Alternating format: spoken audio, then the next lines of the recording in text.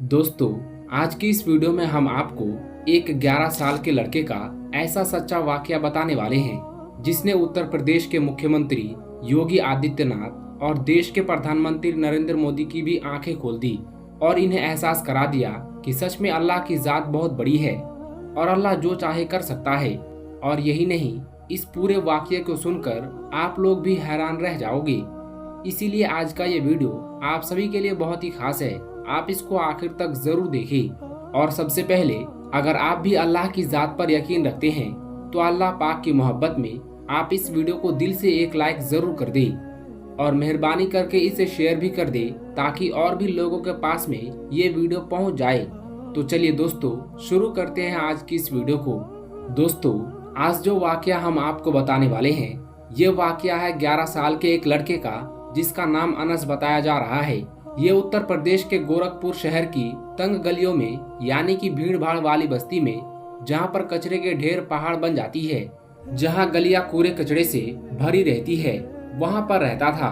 उम्र सिर्फ 11 साल थी और स्कूल कभी गया ही नहीं था क्योंकि इसके माँ बाप दोनों ही नहीं थे, यानी कि दोनों का ही इंतकाल हो चुका था और ये अपनी नानी के साथ में रहता था और नानी के पास में किताबें खरीदने के पैसे नहीं थे, इसीलिए कभी ये स्कूल गया ही नहीं था। हर दिन कचरा चुनता, बोतलें, प्लास्टिक जो भी मिलता उसको बेचकर खाने का इंतजाम करता और अपनी नानी के लिए दवाई लाता। एक दिन शाम के वक्त कड़ाके की ठंड पड़ रही थी। गोरखपुर की तंग गलियों में अमीरी की चमचमाती गाड़ियां गुजर रही थी और वहीं पास में एक पतला सा लड़का खड़ा हुआ था जो कूड़े के ढेर में कुछ ढूंढ रहा था। उसके कपड़े फटे हुए थे और हाथ मैले कुचेले थे, लेकिन उसकी आंखों में एक अजीब सी रोशनी थी। इस दिन शहर में एक बहुत बड़ा कार्यक्रम था जिसमें योगी आदित्यनाथ और प्रधानमंत्री नरेंद्र मोदी दोनों मंच पर थे। जगह जगह पर सबका विकास और सबका साथ के बड़े बड़े बैनर लगे हुए थे और साथ ही सड़क के दोनों तरफ काफी भीड़ लगी हुई थी और मोदी मोदी के नारे लग रहे थे और झंडे लहरा रहे थे और सुरक्षा की घेरों में हजारों लोग खड़े थे। अनस ये सब दूर से देख रहा था। उसके हाथ में एक टूटी हुई प्लास्टिक की थैली थी जिसमें दिन भर की मेहनत भरी हुई थी। कुछ खाली बोतलें, कागज के टुकड़े और एक टूटा हुआ फूलदान था। अचानक भीड़ में से एक कागज का टुकड़ा उड़कर अनस के पैरों के पास में आ गिरा। उसने उठाया तो देखा कि उस पर बड़े बड़े अक्षरों में लिखा था, सबका साथ सबका विकास। अनस ने कागज के टुकड़े को ध्यान से देखा और फिर धीरे से बोला कि अल्लाह के सामने सब बराबर हैं। ये कागज भी और ये कूड़ा भी और ये बड़े बड़े लोग भी जो इस प्रोग्राम में शामिल हैं। इसके बाद अनस धीरे धीरे मंच की ओर बढ़ने लगा। तभी अचानक से भीड़ में हलचल मच गई। सिक्योरिटी वालों ने देखा कि एक छोटा सा बच्चा मंच की ओर बढ़ रहा है। ये देखकर सिक्योरिटी वाले फौरन ही हरकत में आए और उन्होंने अनस को पकड़ लिया और वापस बाहर की ओर ले जाने लगे। लेकिन तभी योगी जी ने अपने हाथ उठाए और सिक्योरिटी वालों को रोक दिया और कहने लगे कि रुको जरा, सुनते हैं ये बच्चा क्या कहना चाहता है। इन्होंने सोचा शायद ये बच्चा यहाँ पर कुछ मांगने के लिए आया होगा।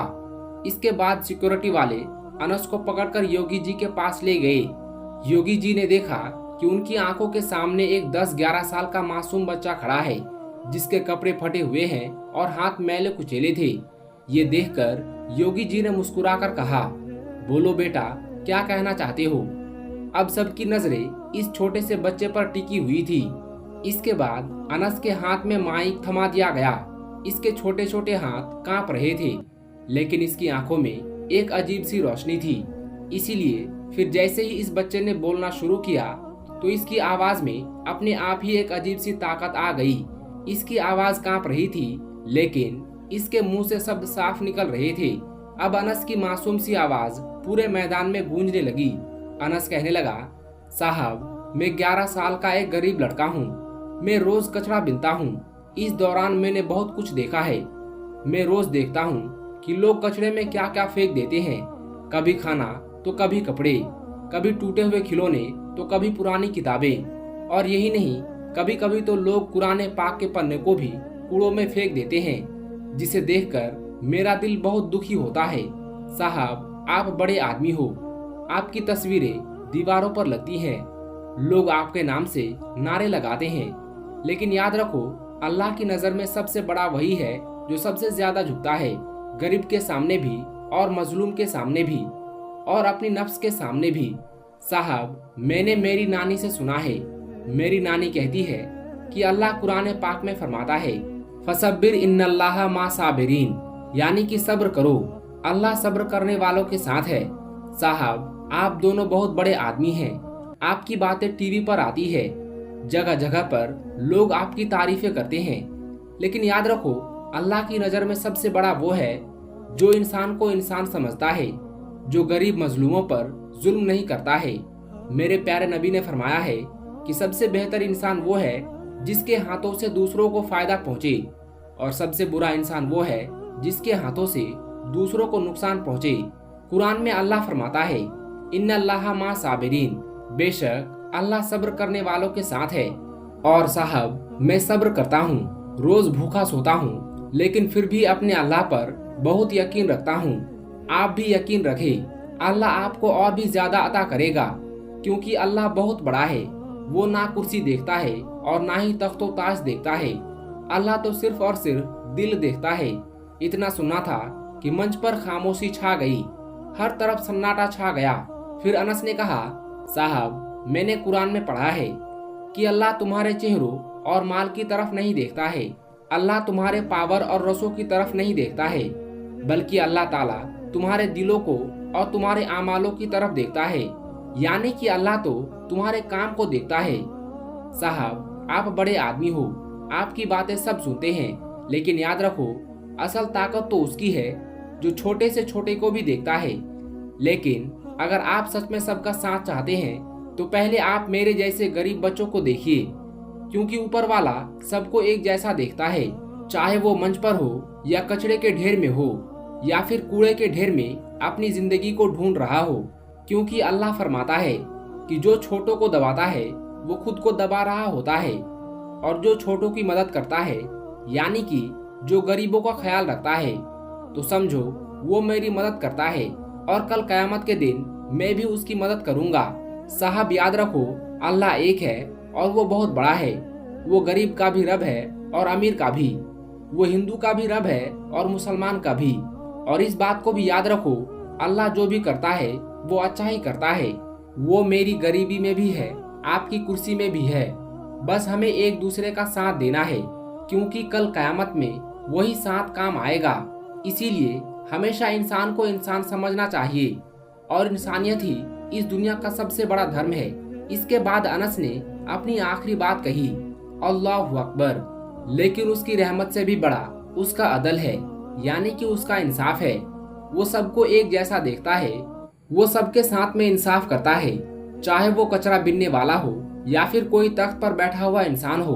दोस्तों, इस बच्चे का इतना कहना था कि पूरे मंच पर खामोशी छा गई। आज प्रधानमंत्री और मुख्यमंत्री की आंखें भी शायद पहली बार किसी ऐसे बच्चे की तरफ देख रही थी जिसके पास में ना तो कोई कुर्सी थी और ना ही कोई पावर, बस उसके पास में सिर्फ एक सच्चा दिल था। इसके बाद योगी जी फौरन ही खड़े हो गए और जाकर इस बच्चे की पीठ को थपथपाने लगे और फिर उसे गले से लगा लिया और कहने लगे कि बेटा, तुमने आज हमें याद दिला दिया कि सच्चाई इंसान की सबसे बड़ी ताकत है।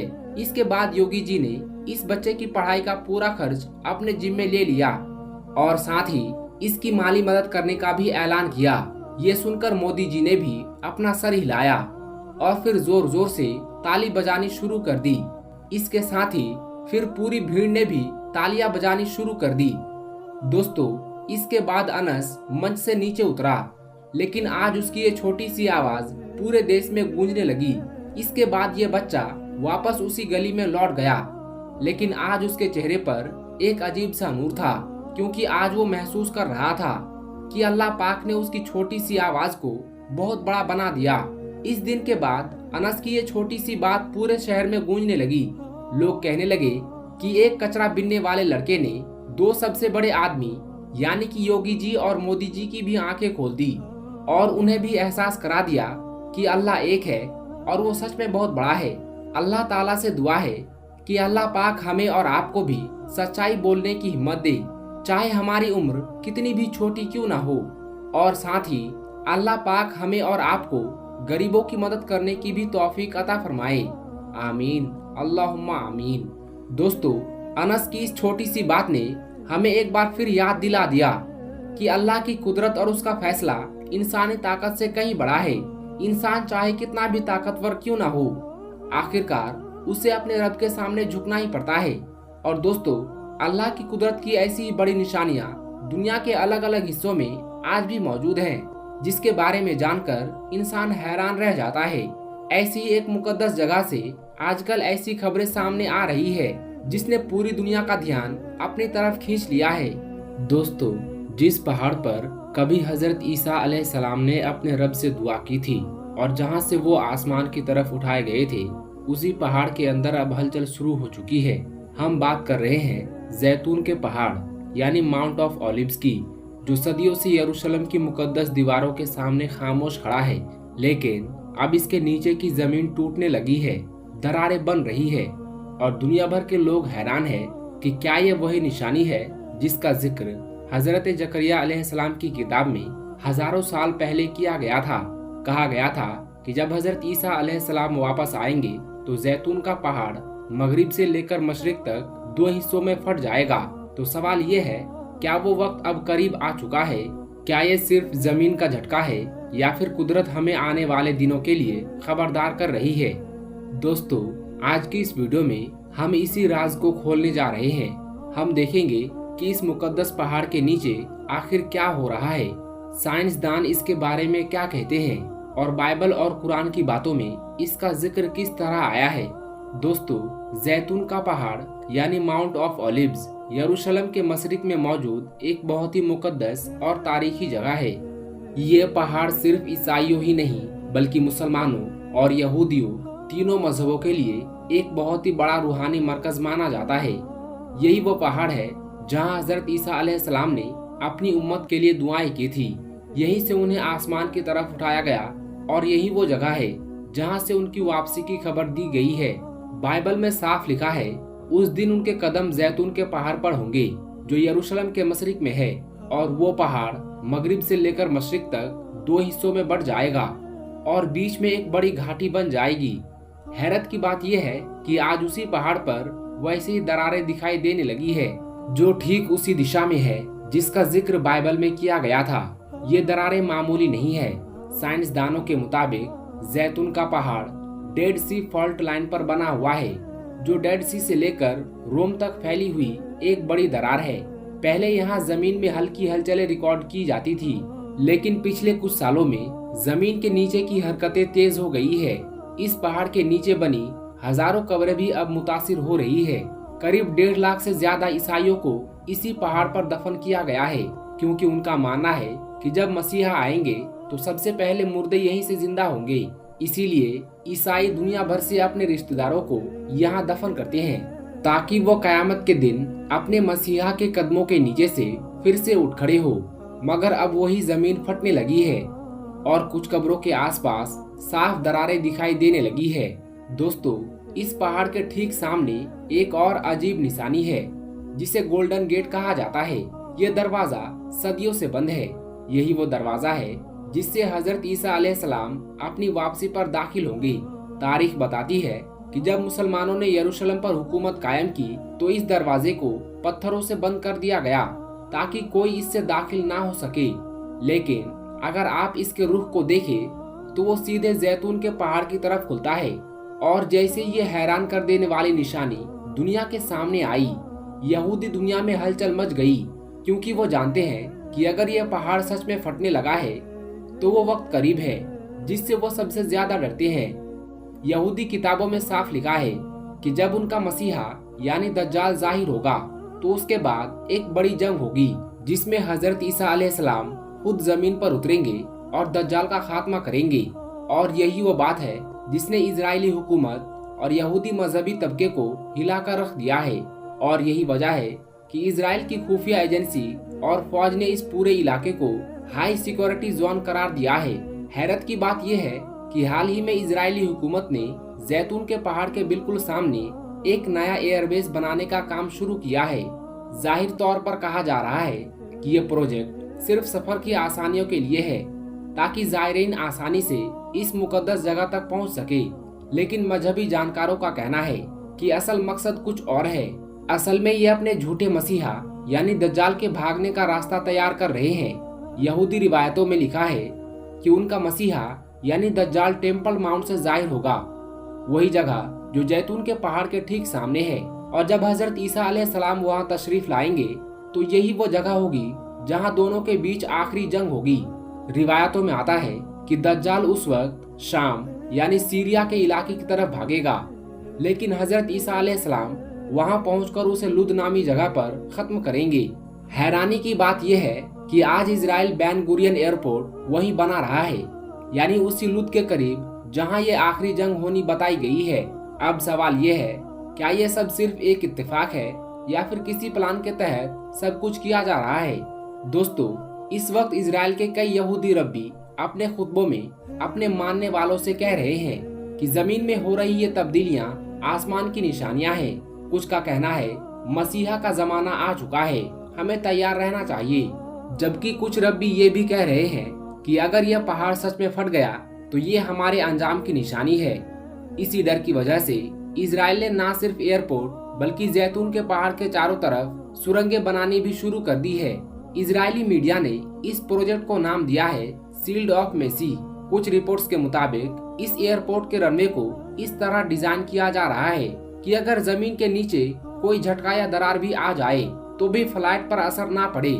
यहाँ तक कि एयरपोर्ट के नीचे एंटी सिस्मिक फाउंडेशन डाली जा रही है ताकि अगर जमीन हिले भी तो जहाज बचा रहे। एक इजरायली रब्बी ने अपनी मौत से कुछ समय पहले कहा था कि जब जैतून का पहाड़ हिलने लगे तो समझ लेना कि दुनिया अपने आखिरी फैसले के करीब है, क्योंकि जिसे तुम मसीहा समझ रहे हो वही तुम्हारी तबाही की वजह बनेगा। और आज ये अल्फाज सच होते दिख रहे हैं।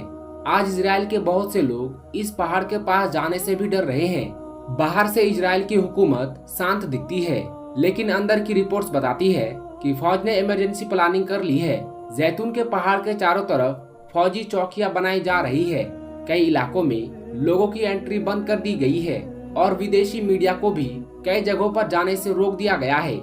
दोस्तों, ये वही मंजर है जिसका जिक्र आखिरी जमाने की निशानियों में किया गया था। जब जमीन के नीचे से राज खुलने लगेंगे, जब बड़ी ताकतें डर के मारे अपने मंसूबे बनाने लगेंगी और जब वो सोचेंगी कि वो अपने अंजाम से बच सकती है, लेकिन सच्चाई ये है कि कुदरत के फैसले से कोई नहीं बच सकता। जैतून के पहाड़ के सामने बन रहा ये एयरपोर्ट अब यहूदियों के डर की निशानी बन चुका है। वो अपने मसीहा के लिए रनवे बना रहे हैं, मगर उन्हें ये नहीं पता कि जिसके लिए वो रास्ता बना रहे हैं वो उनका बचाव करने वाला नहीं बल्कि उनकी तबाही का जरिया है। दज्जाल भाग तो सकता है मगर छुप नहीं सकता, क्योंकि जब हजरत ईसा अलैहिस्सलाम आएंगे तो जमीन खुद उसके लिए रास्ते बंद कर देगी।